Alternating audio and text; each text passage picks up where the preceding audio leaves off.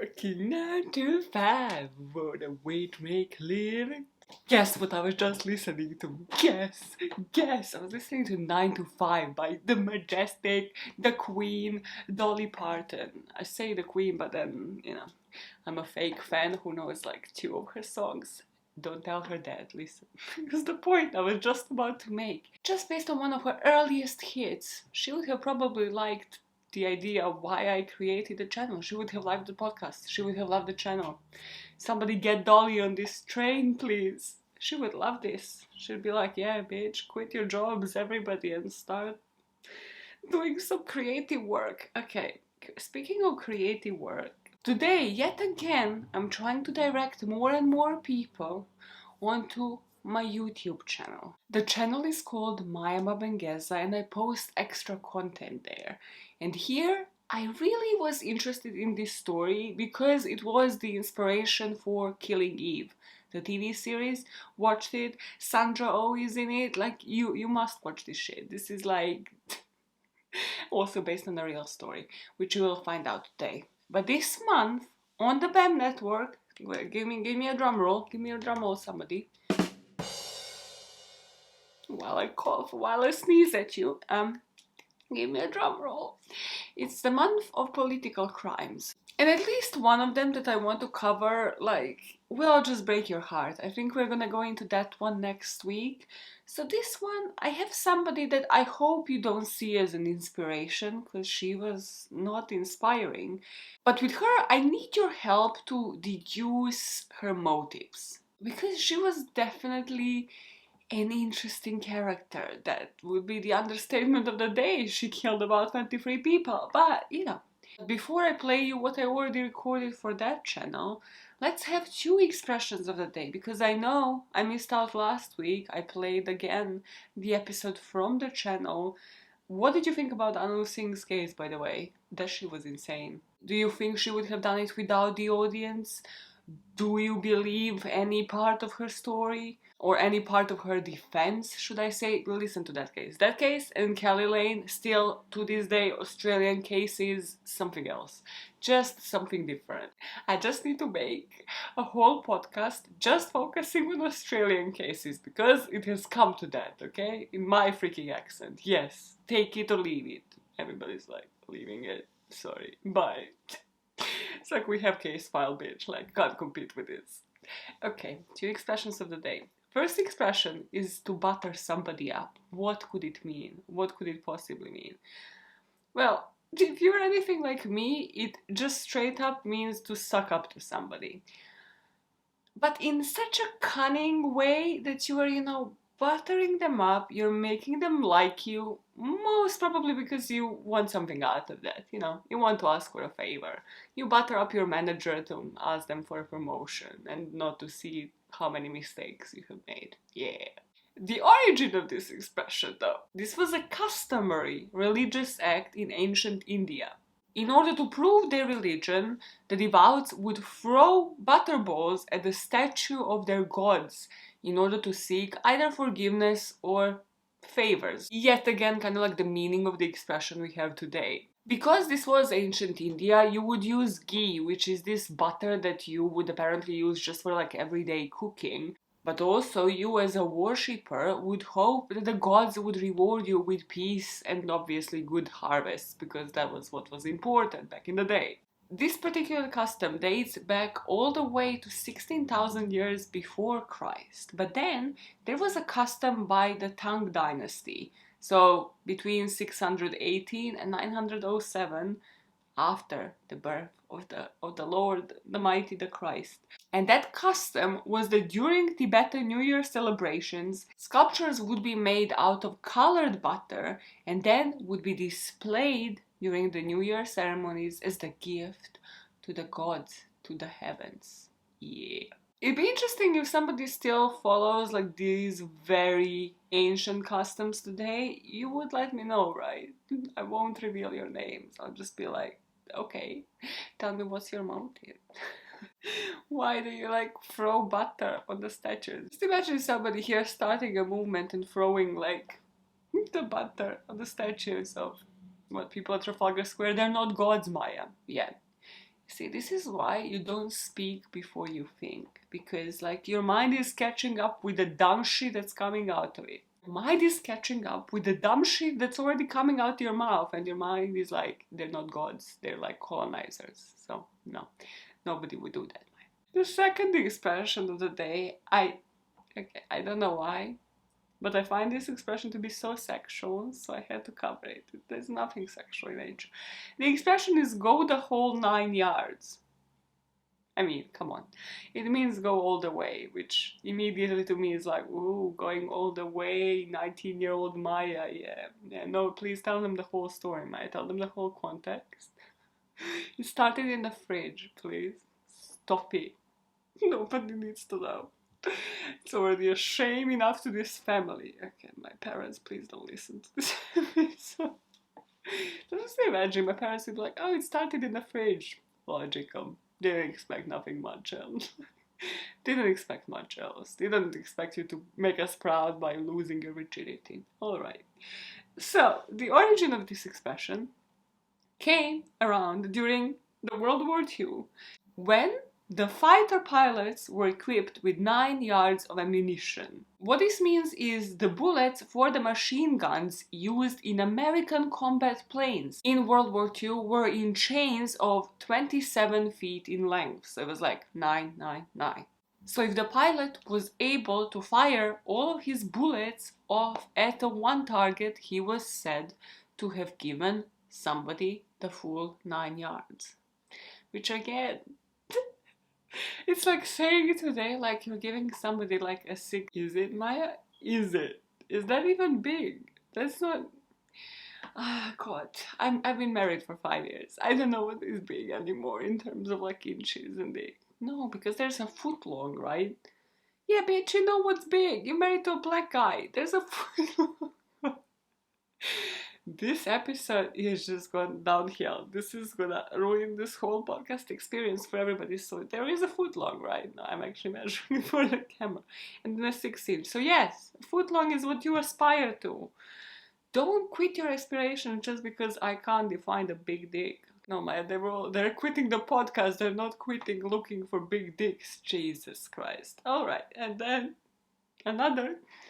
When it comes to this expression, it might have had a different origin. I mean, this is the one that most people agree on, but some people say that the 9 yards might also refer to the length of pieces of fabric. So think like Indian saris or like Scottish kilts. During the 1800s and early 1900s, this kind of fabric would be sold in the standard length of 9 yards. And the phrase that consolidated that this is definitely true appeared in 1855, and the phrase is, she has put the whole 9 yards into one shirt. It isn't sexual. There is absolutely nothing sexual with it. But, you know, if you want to go full 9 yards for this podcast, make sure you subscribe to it. Subscribe to it on YouTube, subscribe to it on iTunes, on Spotify. It makes a difference. Leave a review if it is positive review, being like, hey, Maya's teaching us sexual expressions. Confuse the people. It's like a true crime podcast. Confuse everybody. Make sure you follow me on the socials, that BAMN pod. And if you want to find me, personally, it is Maya's Meltdown on most things, except from Instagram, which is kind of bland, but yeah, you can follow me there as well. It's Maya's Passport. I changed that to align them all. And then for the extra true crime fix that usually comes on Wednesdays and Fridays on the YouTube channel, that is Maya Mabengueza. All of them are linked below. Follow the homegirl and go all the way for her, the way she started off in the fridge. And now, it didn't end in the fridge. No, do you want to tell the story? Do you just want to tell the whole story? No, you don't. So now, we're gonna speak about a girl named Idoia and her joining a terrorist organization. Because life and what this podcast is truly all about. So, whew, the swish transition, and we move to that. And I'll see you later. At the age of 16, these rebels from an underground movement approach you asking you to join them. The group tells you they're fighting the power of the dictator of the country who has oppressed your region's political and cultural beliefs. You might have experienced some parts of this oppression on your own skin, and joining would mean that you're not just sitting on the sidelines, but are fighting for the independence. What would you do without knowing the extent this fight for independence would lead to? And now, what would you do knowing that this is the terrorist organization recruiting you in order to make you one of their most violent recruits? This is the story of Idoia López Riaño. Somebody cue the Killing Eve intro tune. No, editor did not approve of that, does not want to be copyrighted. Okay. Maya, you're in the presence of greatness. Hi. Welcome. You might have been lost just clicking on all of these like random icons of true crime cases, be like, what should I watch? What should I watch? How is this person going to grab my attention? Well, I'm here to tell you, you have been found. Bold statement, bold of you to think that. Well, if you like true crime and you like listening about stories of people who have been good, who have once been good, done good deeds, and then suddenly one day, boom, they decided to switch to crime, which is what this whole series, Gone Bad, is all about, this is the right place for you. I don't know what else to tell you. Today we are talking about Idoia López Riaño, who was a Spanish girl, just lived her normal random life up until the age of 16, which is when she has joined one of the most famous terrorist organizations in the world. So we're gonna talk about her life. There's not too many details on her kills. This isn't really like the Timothy McVeigh situation where all of her life was just radicalized. But we're going to talk a bit about ETA, a bit about her life, how the two interconnected, and then the motives and how terrorist organizations actually recruit you. So why she might have fallen for this, or do we think, has she even fallen for it, or are we thinking maybe she has joined for different reasons? So stick around and let's dive straight in. Going back in history, in 1939, Francisco Franco overtook from the Democratic Party in Spain after beating them in the war, and he started ruling Spain as a dictator through the Second World War and onwards. By this point, the Basque Country, that encompasses 3 provinces in southern France and 4 provinces in Spain, is experiencing independence. But soon, under Franco, the Basque language suddenly got banned, their distinctive culture got suppressed, and also under Franco, the intellectuals of the Basque Country got imprisoned and tortured for their political and cultural beliefs.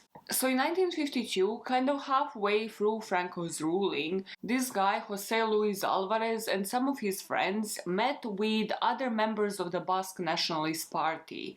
And they were kind of sitting down and just discussing the whole situations. The members of the Nationalist Party were actually in hiding because the government was after them. And they were just discussing, well, we are either waiting for Franco to die or for the Americans to take over. So let's just start a movement, like without any particular violence. Let's just do what we see done by spies abroad. Let's create these small cells all throughout the Basque Country so that if one cell was to be discovered, well then the whole organization isn't ruined. And also from these cells then we can spread propaganda. We can start with small acts of violence such as graffiti, such as propagating our message. We will recruit large amounts of people throughout the country, and the only thing we need to ensure not to do is to ever have any civilian casualties. So even if we are sending a message in form of a violent act, it is never to harm any civilians. And this is how Euskadi ta Askatasuna, which stands for Basque Homeland and Freedom, first emerged. Already by the end of 1959, ETA had between 200 and 250 members. So they were doing well in terms of passing on the message and also sticking to what they initially thought the group will be about. So the acts of violence were limited to painting graffiti on walls and statues stating Gora Euskadi or Go Basque Country. But then it escalated. Their first attacks were symbolic. They bombed the civil guard headquarters elevator, and they also derailed a train that was heading to the celebration of the San Sebastian coup. So these were all tactical. Guardia Civil is the oldest law enforcement agency in Spain, and the coup that I mentioned in San Sebastian was organized in 1936, and this coup would result in the split of the Spanish military and territorial control, and would also lead to Francisco Franco getting into power. After the train derailment, though, over 100 Basques would be arrested, including the 5 ETA leaders. And once they were released, they would move the headquarters of the ETA to France, which is where they operated from ever since. As things are starting to heat up, Idoia López Riaño was born in San Sebastian on March the 18th, 1964.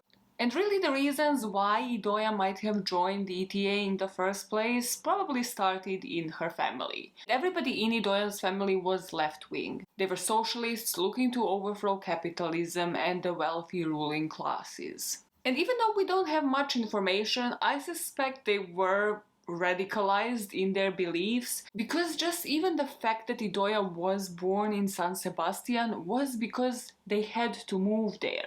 You see, her grandfather Froilan was actually the supporter of the defeated republic, so he had to flee with his whole family because the civil war swept the area. And as the socialist supporter, he would have been killed, just like the thousands of others. So he picked up the children and they ended up moving to the growing industrial region of San Sebastian. López Riaño was a working-class family, so Froilan was a skilled carpenter and he had no issues finding work in this small town of Errenteria, where he would also make friends with thousands of poor southern Spanish residents looking for work and looking to find a new home. The situation between Franco and the Basque country just escalated. Thousands of Basques they would catch in any act of violence would be arrested, would be tortured, sometimes sentenced to years in prison. One of their most famous attacks, they were already seen as the terrorism organization around 1970, but one of the events that will consolidate this was when they attacked the admiral's car. It was said that this admiral was to become Franco's successor. So ETA thought, well, if we can't reach Franco, this is the second best. So on December the 20th, 1973, they planted explosives in the car of Admiral Luis Carrero Blanco. This was called Operation Ogre because that was the admiral's nickname, and to this day, the ETA still considers this one of their biggest successes towards ending fascism in Spain. Of course, what this meant is that now Franco isn't backing down, because then he is the dictator, he is leading the country, he is going to be seen as a coward. So in 1975, he ordered that the Guardia Civil firing squad kill 5 political prisoners. 2 of those political prisoners were ETA members. So this is when the country started protesting, boycotting Spanish products, calling the Spanish government murderers, and really seeing how bad this situation is. Because at this point it was that bad that it was just about getting even. And Franco wanted to get even with ETA because at the time only 33 Basques were killed by Guardia Civil, while 38 people were killed by the ETA.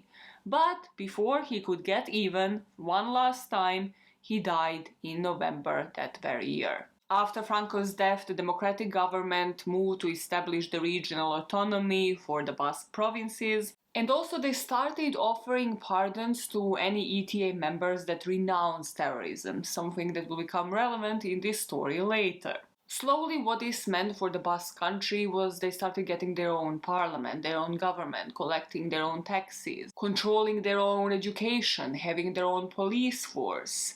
But this is truly, for me, the example of when the oppressed start turning into an oppressor, because nothing was enough. It wasn't moving fast enough, and nothing seemed to meet the level of the independence that they wanted. They aspired towards full independence, and they were gonna get it by all means necessary. And I want you to understand, I'm here talking about the people that still remained in the ETA, that didn't renounce terrorism, that still stayed in this organization. I'm not talking about people just living their best lives in the Basque country. This is about the radicalized people But this is when it becomes just about proving how you are different from your oppressors, but you kind of become as bad or even worse, while becoming the oppressor yourself, just for a different cause. And this is when La Tigresa came to play.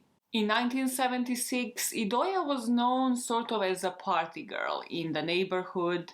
She started dating this guy near San Sebastian in Renteria, still living with her family, and then one day she just stopped coming home. And what none of her family members knew is that in 4 years, at the age of 20, she will register her first kill. At the time of her first kill, ETA was involved in the so-called Dirty War against Grupos Antiterroristas de Liberación, or GAL, which was this secret Spanish state anti-terrorist group that was licensed by the Spanish Ministry of the Interior to seek out and kill the members in the ETA. Again, very much similar with like the Nazi spies and all of these infiltration groups, and then trying still not to be found out, even though the main dictator was technically dead.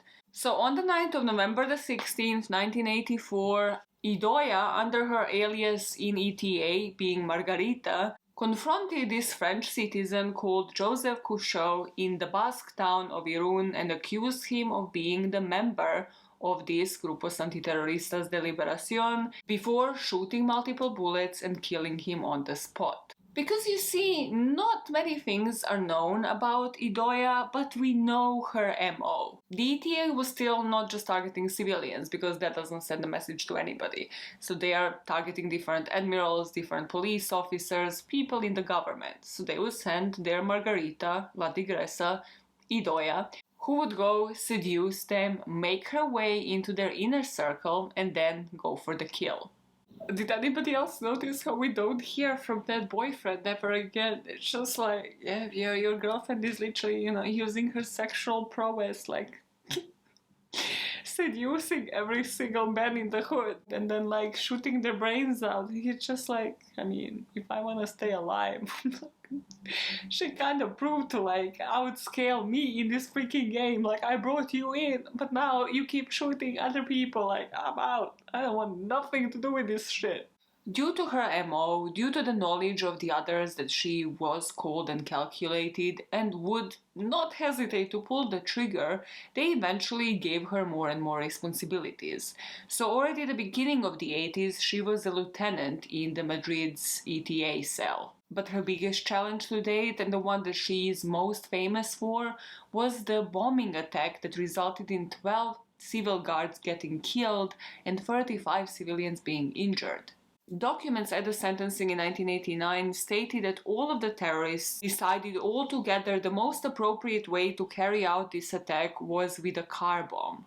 They parked up the car bomb at the place where the convoy used to pass, and they had all the time in the world to remove it, to withdraw on this plan, because the van was actually packed there for a couple of days until the Guardia Civil realized, okay, this doesn't seem like one of ours, so they removed it. But this didn't mean that the ETA and Idoia would back down. Instead, they came back in the early morning hours in order for this to be the most effective hit. On July the 14th, 1986, at 7:45 a.m., a convoy of the Armed Institute that consisted of a bus, a minibus, and a Land Rover, with 73 guards traveling in those cars, reached the back of the van, which is when the ETA members operating the detonator control just pressed the button, and the explosion hit the side of the bus fully, causing death of 12 guards and serious injuries to other 43 people. And this one broke all the rules in terms of ETA, what they stood for, what their mission was,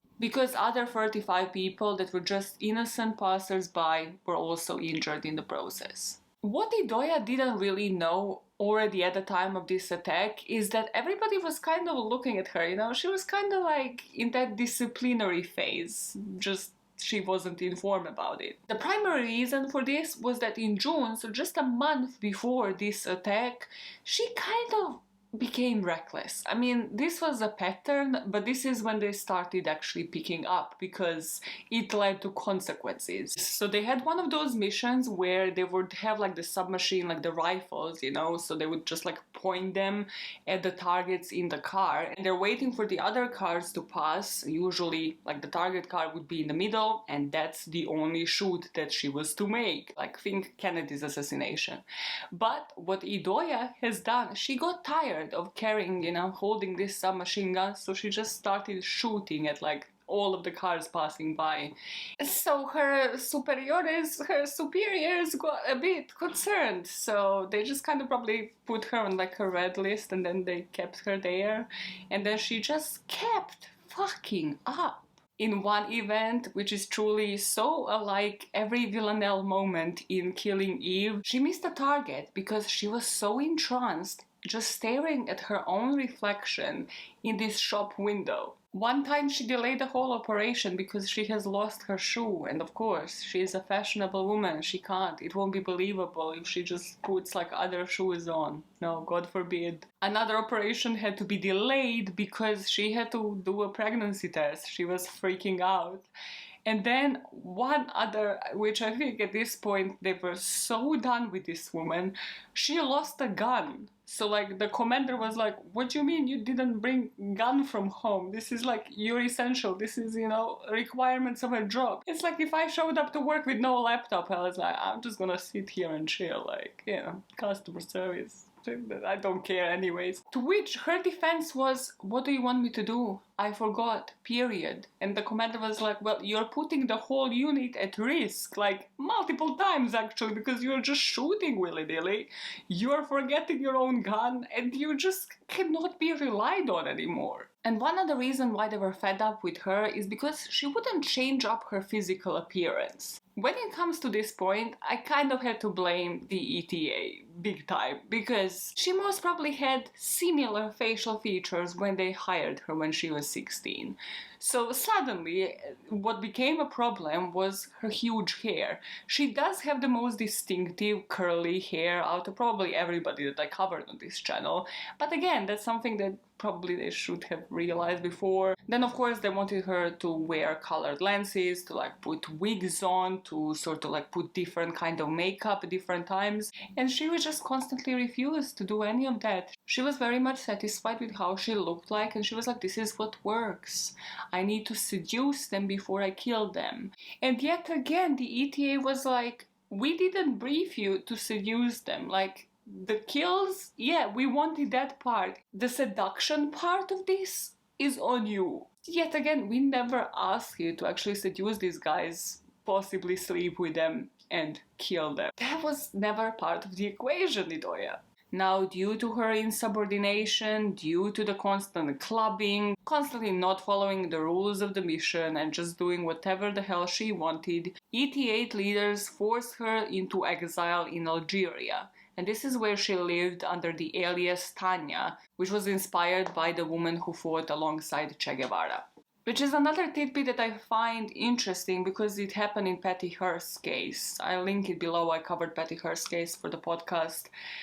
The same principle, in a way, like of a girl being brainwashed by the Symbionese Liberation Army, so by another, you know, rebel group. SLA was somehow even more problematic with their ideals. But again, just as a comparison, because in Patty Hearst's case, they chose that name for her. Well, or that is what she claimed. Whereas here, she just didn't want to go as Margarita any further, so she chose it for herself. After she moved to Algeria, she was still working for the ETA, and if you thought she was going to suddenly calm the fuck down, well, you would have been wrong, because she just became more and more ruthless.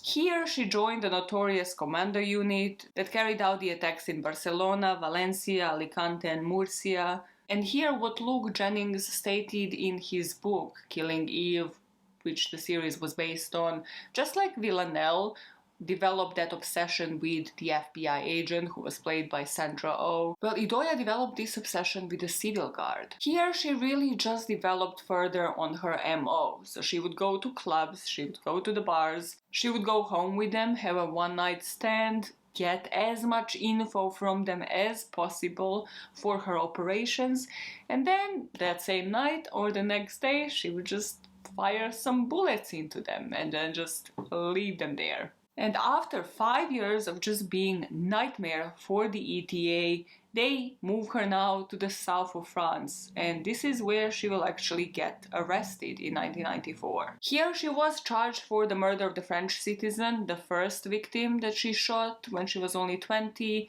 and then another guy, Angel Facal Soto, that she shot in 1985, the policeman Maximo Antonio Garcia, the bombing of the Dominican Republic Plaza, the triple murder of 3 lieutenants that they could tie back to her from 1986, and the car bomb that killed 5 civil guards. I find this interesting because what that means is that they probably didn't even track any of her victims or tie them back to her once she actually moved to Algeria. So they just have the rough number of victims that she killed, which they rounded up at 23, but they can't ever be even fully sure.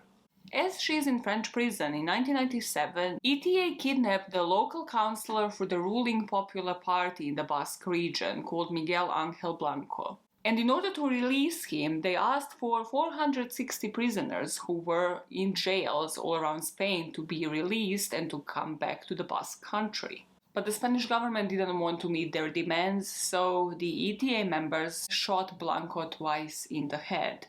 And now people in Spain, after so many years, finally realized that this just became too ruthless, because they could support them through certain acts, because you can sort of understand why a region would be fighting for the independence after so many years of oppression. But then once you reach a certain level, they probably started seeing that this isn't as different as the people that they were fighting against in the first place. More than 6 million people across Spain took to the streets over 4 days to demand the end to the ETA violence. And these protests are usually compared to the marches for the democracy. that took place towards the end of Franco's regime. And as Idoia is serving her 5 years in France, the Spanish government is maintaining that they would never consider entering the talks towards further demands for Basque independence until they renounce violence completely. After 5 years, Idoia reaches Madrid-Barajas airport on May 9, 2011, in handcuffs as she's being extradited from France to the Spanish prison. And now in Spain, yet again, we don't have details of the trial, but I have found different articles in El País, and they wanted to give her insane amount of years. I think it was settled at 2,000 years for all of the victims altogether. But then they realized the maximum prison sentence in Spain is 30 years. So it was reduced from, actually it was 3,000 at some point, then 2,100, then 2,000. And then they were like, well, this doesn't really matter because the most we can give her is 30 years. So they gave her 30. And in prison, somehow Idoia continues doing what she does best. She got married twice. First time in 2004 to the guy called Juan Ramon Rojo, and the second one, they don't even really know which year, to Joseba Arizmendi Oirazabal. Not just that, but in order to show her good character and in order to further then be able to apply for parole down the line, well, she wrote a letter to the judge in 2011 renouncing the violence, denouncing the terrorist group completely, which also meant that the ETA retaliated and they had to denounce her then. In the letter, roughly, she wrote something like this: "The deaths of this command hurt me in the depths of my soul, and even more not having been able to do anything to prevent them. I was only 20 years old, and even so I risked my life in that attempt. It cost me 7 years of my life in Algeria, and then I was sentenced to a terrible punishment. It hurts me, all the dead people." This did piss off the ETA, but imagine how much harder it pissed off the families of the victims. That just, somebody is technically, again, because everything they have done in their life has been due to pure freaking tactics and manipulation, and somebody's just now like, all of these victims, they hurt me, they hurt my soul. And then a couple of years after that, you realize that they're being released from prison, not even because their parole has been approved. No, in 2016, she was actually released from prison to go and obtain her driver's license. In order to let her renew her driver's license, apparently she had to write like another letter to the court saying, she couldn't prevent any of these attacks. And also the court then had to study the list of victims that she had, which was a lengthy motherfucking list. And they were satisfied that none of them lived in her town where she would be renewing her driver's license. So they agreed to give her like a couple of days to go, drive again, chill around outside of the prison. And this is apparently the measure that Spain implemented for the terrorists from the ETA in the attempt to reintegrate them back into the community. They had to openly ask for the forgiveness from all of the victims because, of course, that proves that they are a great person. They had to declare that they rejected violence and break away from the ETA and accept responsibility for paying any compensation to the survivors and the next of kin. This I couldn't find if she was actually requested to pay any compensation, but hey, she did get out for a few days to renew her driver's license, and then on June 13, 2017, she was released from serving her sentence, as in forever. She served 23 years, which is 1 year for each victim. The last information I could find on Idoia is that she moved to this village of Villar de Ciervo near the Portuguese border. And well, somebody conducted an interview with her family, I think it was 2017, which is how we know that her grandfather and her father and everybody were very much left-wing and socialists. And in that interview, her mom said, yep, she moved, she turned her life around and now works for Red Cross in that area. And then I think this journalist followed up and rang up the Red Cross in that area. And in the plot twist of a century, she doesn't actually work there. Another article that I found in the Olive Press from 2017 stated she first moved to Andorra, where her sister lives, and then finally settled in Barcelona, where she just continued learning languages, which is also one of her many traits that aided her in catching victims for the ETA. Whichever version of events you might believe, I am personally not convinced that any of the two that I just mentioned are completely true, because if Idoia does have a single skill, it is to turn into a chameleon and to be whoever she wants to be and live her best life, unlike 23 people that she had killed. That is the story of Idoia López Riaño. Now let's briefly discuss what could have motivated this, because when you hear this whole story, you're like, okay, cool. You can kind of understand if you have like grandparents or if you yourself have witnessed some level of oppression, you kind of get it. But let's speak about how these terrorist organizations really crack this down when it comes to the recruitment tools, because then it might be easier to sort of understand what might have motivated her to join. According to her mother, she joined the ETA because she was impressionable. She was 16 years old, dating an older guy, and also there was the cultural turbulence in the region which might have further affected her. And her mother might have been onto something here, because there are reasons why terrorist organizations target youth. And there are 4 reasons which we should be really taking into the account. The first one, and probably the one that is hardest to resist, it is the exposure to violent extremist propaganda.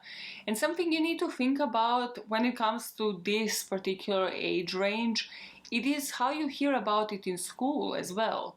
Because she was still 16, she was still within school, obviously young and impressionable, wanting to be cool, wanting to date like an older guy. But even beyond that, even beyond somebody coming up to you on the street when you were 16 and selling you dreams, selling you hopes, what you hear within classrooms, like stuff we heard within history classes, probably shaped the ideologies that we have about who was right, who was wrong within certain wars. So this probably happened with Idoia as well, during this particular time when you can't see anything objectively at all. And when you have one dictator who is technically ruling what is in your history books. Then you would have both social or political marginalization, Basque Country experienced both, permissive family and social networks.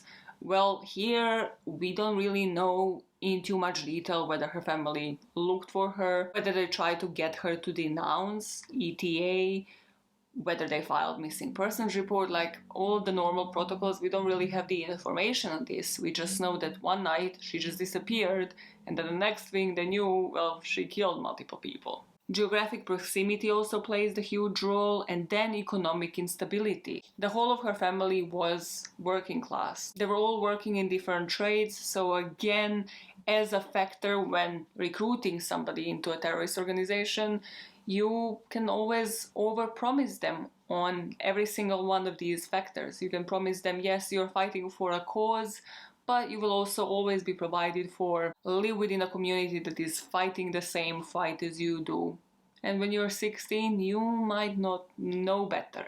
And when we are talking about young people joining voluntarily, so not being kidnapped and then brainwashed, like in the case of Patty Hearst and so many other terrorist organizations, well, they either join for one of these 6 motives: the search for group-based identity, ideological appeal of the group, real or perceived exclusion, grievance, or cultural threat, the potential for economic gain or long-term economic stability, prospects of fame, glory, or respect, and personal connections, including family and friendship networks within that group.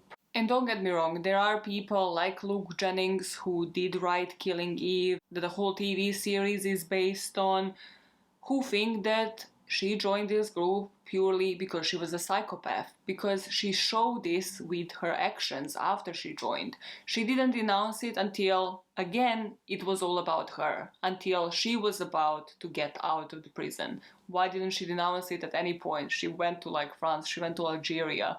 They literally didn't even want her.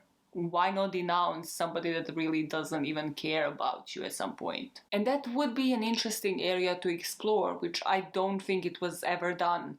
I don't think they were ever mentally assessed to check if they were at best sociopaths or psychopaths, as to why did they continue when they voluntarily joined. Because on how many occasions during this story I told you about her recklessness that just resulted in more victims. And she personally clearly didn't really care whether it resulted in 1 or 10 casualties. So I think he might be onto something here. I personally think one of the main motivations for me that stuck out on that list was the prospect of glory, fame, respect, and just the wish to do something about the situation. And let me end this on something that I haven't told you about Idoia, and with a quote from one of those letters that she sent to the judge. After her schooling, Idoia actually hoped to become a firefighter, but as we know, she became the ETA fighter instead. In 2015, she wrote this letter to the judge, in which she said, "I became involved with ETA at a very young age, full of romantic and idealistic ideas, and those who captured me knew straight away how to make me choose. Would you prefer to save a few people as a firefighter or a whole town? We need committed kids like you." So that is apparently how they got her. It's just like the ethical dilemma of, the little train and does it hit one person or does it hit 12? And she chose, let me hit only one person because I'm the ethical goddess and I can save the world. That is how I'm gonna leave you to ponder on that quote, whether or not she might have seen an ethical appeal to joining a terrorist organization. Whether she knew better. What would you have done at the age of 16? Would you have been convinced? And most importantly, what would have motivated you to stay once you saw all of the atrocities committed? Because that is the part where I'm like, I can buy the theory that you were a sociopath or a psychopath, because once you see all of the dead people, once you see that the bomb that you have driven to a location killed all of these casualties, killed the civilians, killed innocent people, and you just proceed like it's nothing, it is at best because you're vain and want some form of recognition, and at worst because even today you might be up to something that ain't Red Cross. Chameleon is out there, and we should familiarize ourselves with his face, When you go on holiday to Barcelona and you see Idoia, say back the fuck up.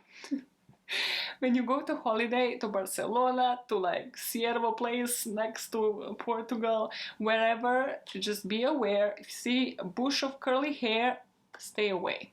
Everybody's like with the curly hair now hating my guts. I don't mind. I'm just trying to protect us all, okay? She's still feisty. She's like 56. Wait, when was she born? 64.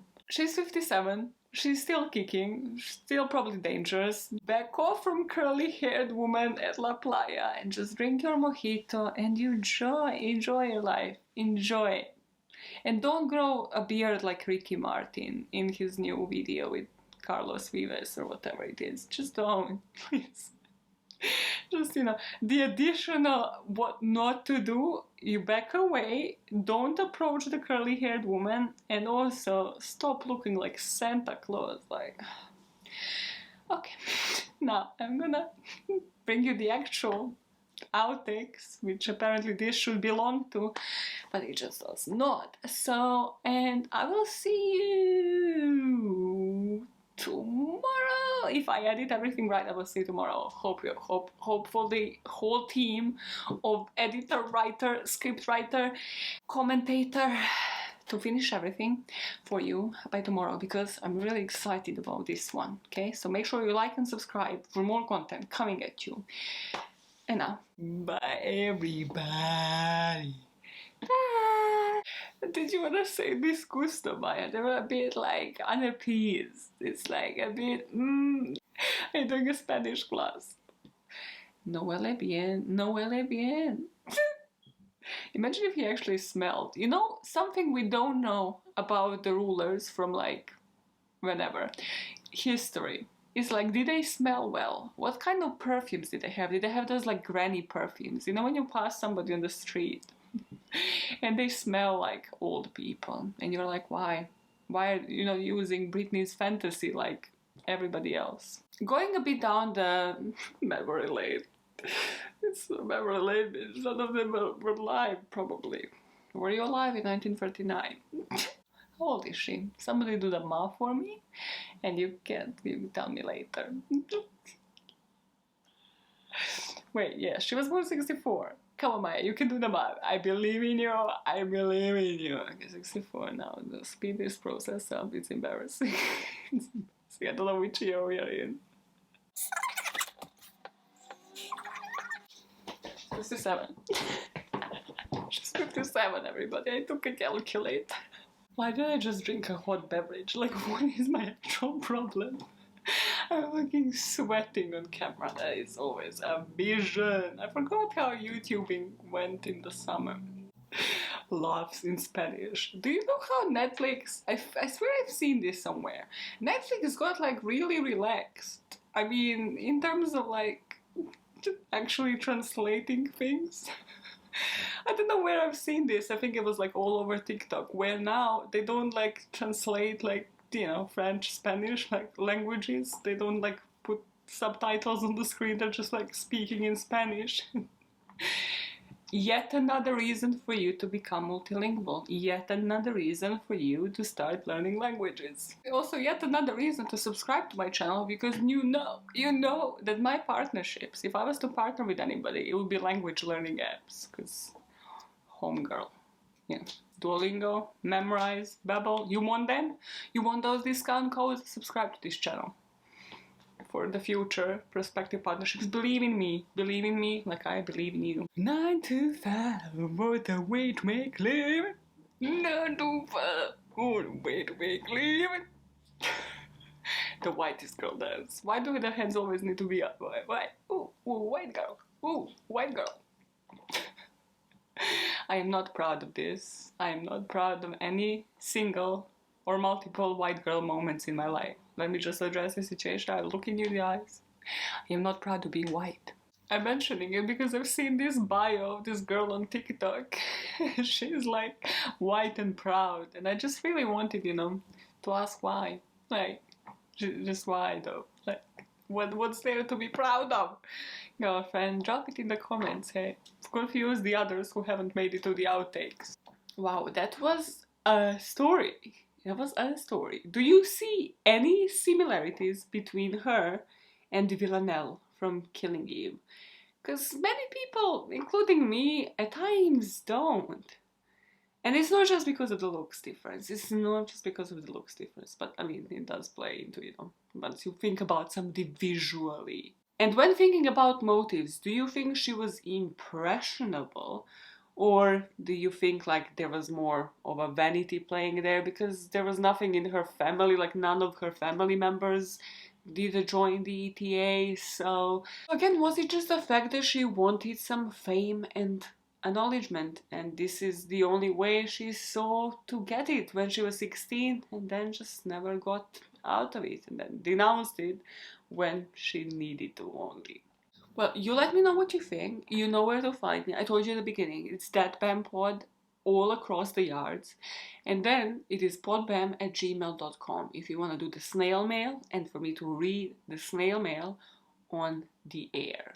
Next week, I'm bringing you a heartbreaking case, probably with the mic that I actually talk into, the whole 9 yards of that mic. And then I'm believing, excellent, the most famous case for last, because life, that is how this podcast truly works. But until then, you make sure it's a Monday, you are working 9 to 5, maybe, if you are, say yourselves, quit it, take a sick day, you should not be responsible for any job quittings. But make sure that whatever you decide to do, you do it for your soul, and you make this world a better place. One motive at a time. Bye, fuckers. Bye. Goodbye. Working 9 to 5. What a way to make a living. Motives.